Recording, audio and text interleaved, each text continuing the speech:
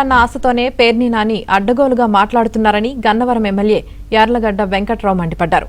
ఆయన వ్యాఖ్యలు సభ్య సమాజం తలదించుకునేలా ఉన్నాయని ఆగ్రహం వ్యక్తం చేశారు. గతంలో మంత్రిగా బందర్ను అభివృద్ధి చేయలేకపోయారని విమర్శించారు. 2014 పోటీ చేయని ఇల్లు తాకట్టు పెట్టినాడువి, నేను పోటీ చేయని చెప్పినాడువి. ఎలా పోటీ చేశావు? పార్టీల దగ్గర డబ్బులు తీసుకుని పోటీ చేశావు. నేను అక్కడ తీసుకుని పోటీ చేయరా? ఎవరు దివాళా తీసేది? గన్నవరం ఎమ్మెల్యేగా నేను దివాళా తీసానా? గన్నవరం వెళ్ళి చూడు, సీడాక్ సెంటర్ చేస్తున్నావు. మల్లవల్లి వెళ్ళి చూడు, కళ్ళుంటే వెళ్ళి చూడరా. మల్లవల్లి రా, నేనే తీసుకెళ్తా. మంత్రికి వ్యక్తిగత కదా ఏం లేదు. ఊరిని అక్కడ కార్యకర్తలతో ఏం లేపించుకుంటాకి పిచ్చి మాటలు మాట్లాడుతూ తీవ్రంగా ఖండిస్తున్నా. నువ్వు మల్లవల్లి రా. అశోక్ లేని నేనే వెనక తెచ్చా. చెన్నై హెడ్ తో మాట్లాడి 920 మందికి ఉద్యోగాలు నేనే ఇప్పించా. నువ్వు ఏది పడితే మాట్లాడతాకి. మీ కృష్ణా యూనివర్సిటీ బందర్లో ఉందని నేను గన్నవరం తీసుకొస్తున్నా. నైవరం నేను సిబిఐ కంపెనీ చేస్తానంటే లోకేష్ బాబుతో మీటింగ్ పెట్టించిన తర్వాత ఐటీ వైజాగ్ అన్నానంటే నేను ఇంకా గన్నవరంలో ఆగిపోయా. ఏది పడితే మాట్లాడటం.